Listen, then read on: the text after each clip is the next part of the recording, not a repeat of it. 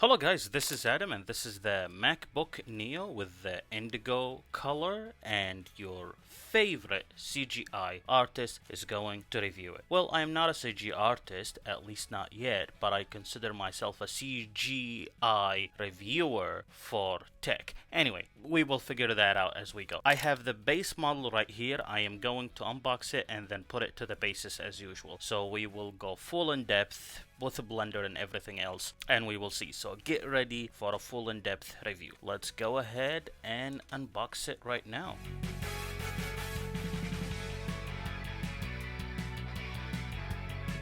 Oh, there is this new thing right here. It says hello. That's actually cool.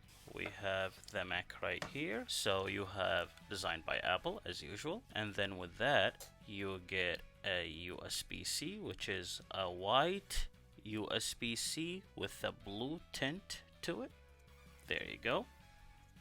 And then here, that's simply your 20-watt charger, which comes with your iPhone when you buy it, or depending on where you are located on the planet, sometimes you do not get it, but that's the brick that you simply buy from an Apple store for your phone. And it makes sense because the Apple A18 Pro chip is a phone chip by the end of the day. And then we're gonna go ahead and open it.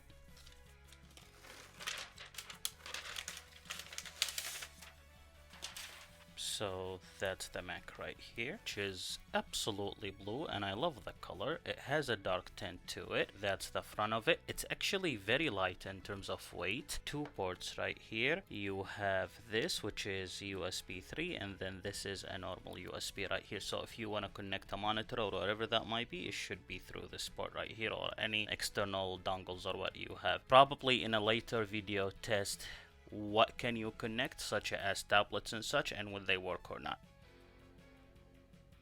As usual, as soon as you open it, it turns on. Wow, that's really cool. And you have hello, there is ciao right here. And this is Korean, this is Annyeonghaseyo, the other one was Chinese. And then there is Arabic as well, there you go. Before I go into it, so the keyboard is right here. A lot of people said that the keyboard is white. I would argue that the keyboard is more blue-purple-ish, at least from what I am seeing right now. So it's not like a purely white, but I do like the color of it.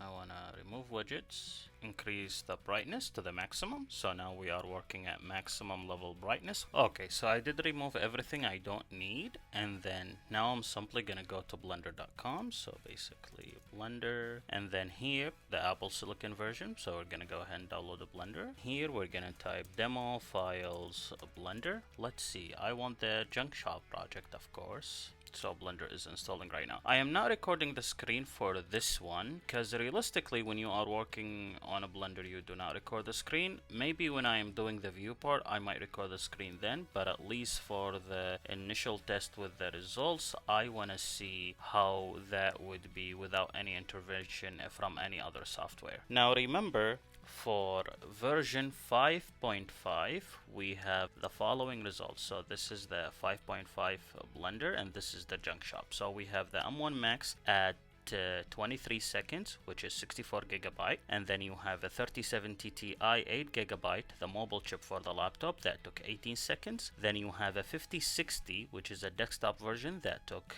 12.84 seconds, so basically let's say 13 seconds. And then you have the M5 16 gigabyte, which is the M5 for the MacBook Pro base model, that took 16 seconds. And then you have the M4 with 16 gigabyte of RAM, that took 20 seconds. Then you have a 3050 laptop version, the mobile version, the 6 gigabyte 3050, that took 27 seconds. And then you have the Snapdragon X Plus that took 1 minute and 13 seconds, so that's the slowest, and it was through OpenGL because Vulkan actually was not working on Snapdragon X Plus nor the Snapdragon X Elite as well. And then lastly you have 11 seconds for the Beast 3090 Ti, which is the desktop version, and that has 24 gigabytes of VRAM or virtual memory. And then before I do anything, I'm gonna go to edit, from edit to preferences, and then from preferences I'm gonna go to system, and then from system we have here the Apple A18 Pro chip and the GPU with 5 cores, and we are using metal. So basically that's only the GPU. We will test the CPU by itself and we will see the performance for it, but this is the GPU, and then we are using GPU compute instead of the CPU, and we are using cycles. Now remember, the first render always is the kernel build, so the kernel build will not count. We will count from the second run and onwards. So let's see how long this would take. And remember, the conversation was around this machine, that this machine cannot do anything and it only has 8 GB of RAM and it's weak and you cannot do a lot with it. I will definitely put it to its knees. I will even include a test for video editing and even After Effects on a later date. I will actually edit a full video on this machine and not just like have footage and then scrub through it and say, oh, this is actually working, this is actually not working, this is no. I will go through the full process of creating a project and then I will let you know my thoughts as I go in real time. Also, if you are a Yu-Gi-Oh fan just like me, subscribe for the camaraderie of Heart of the Cards. So right now what it's saying is that system is out of GPU memory, which is quite interesting to say the least. I would assume if system is out of GPU memory, then that means probably this is crashing, but I will give it more time and then we will see and I will run it again. That's the beauty of testing in real world, because as it seems so far, you cannot render a basic scene using the GPU that is included with the A18 Pro. So I did connect it to power right here, and to see if that system is out of GPU memory would be better. So I'm gonna close everything. So I'm gonna close the browser and then I'm gonna open the activity monitor just to take a look at what was going on. We're gonna go to preferences, and then here we have everything set. Then we're simply gonna go ahead and render. Hopefully this time it would actually render instead of giving us an error that, hey, the system is out of GPU memory, because we did connect it to power, and maybe that would help, and we will see. And it's saying system is out of GPU memory again. It's not rendering. Okay.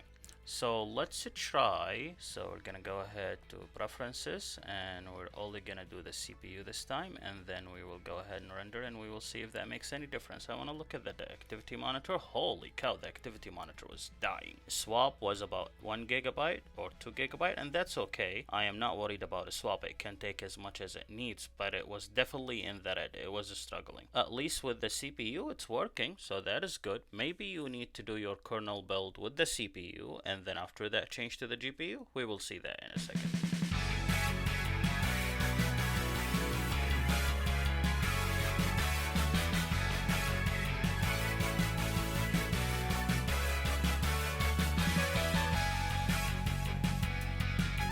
Again, this is the kernel run. We are still in the first run, so I would not count that as our actual results, but this is where we are thus far. It did start to shape up and we have about 1 minute and 19 seconds left, but what I would like to do after this is done and then we would run it again to get an actual result, is to do the same run without it being plugged in. I genuinely do not think it makes any difference. However, we plugged it in, so we might as well leave it plugged in and do the test, and after that we will unplug it and then do the test and see the comparison and such. Okay, so this is done, and through the CPU it took 7 minutes and 57 seconds. That is the kernel run. So we're gonna go ahead and then render again. I want to see if the machine is warm at all. Nope.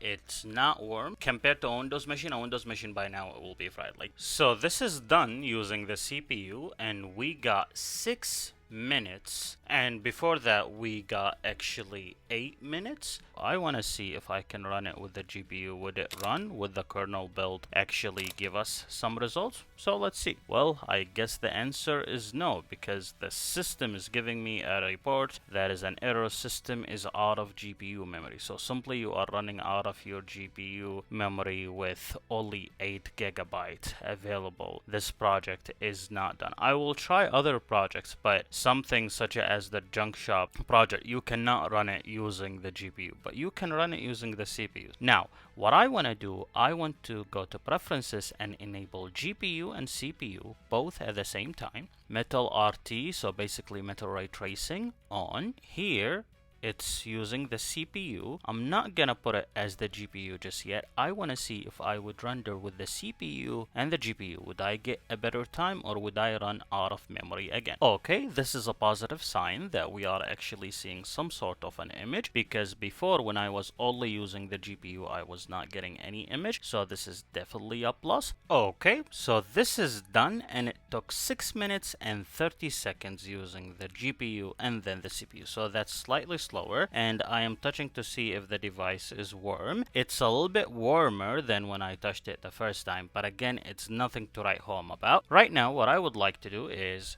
to unplug, and now we are only through battery, and I'm gonna go to edit and then preferences, and I'm gonna go and do the A18 Pro chip only, so that means the CPU right here.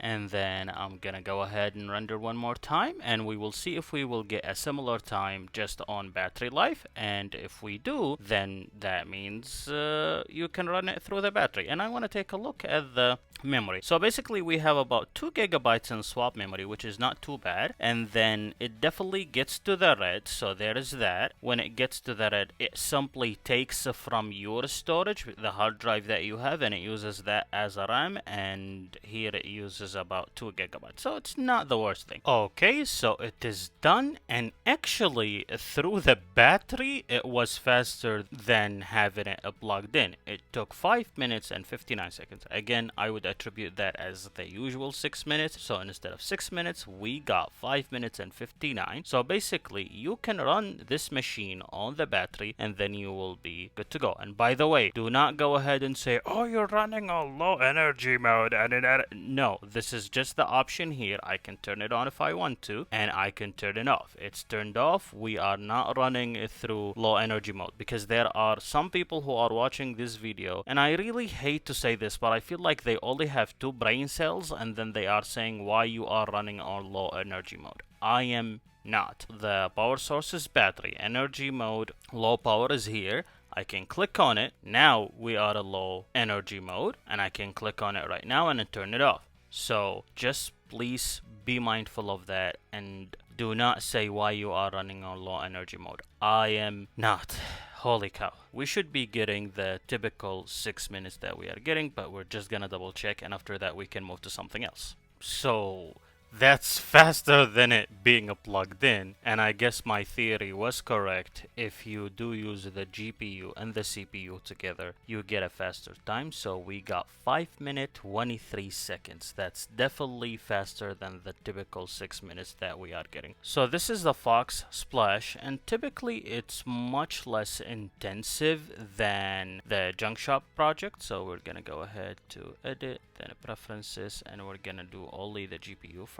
Then when we do the GPU, we're gonna go ahead and then render and see. Let's just see that it's on Eevee, and then go ahead and render. And I want to see if it would give us a similar error to what we got with the Junk Shop project if we are using only the GPU with the Fox Splash, or would it work and actually give us results? We will see.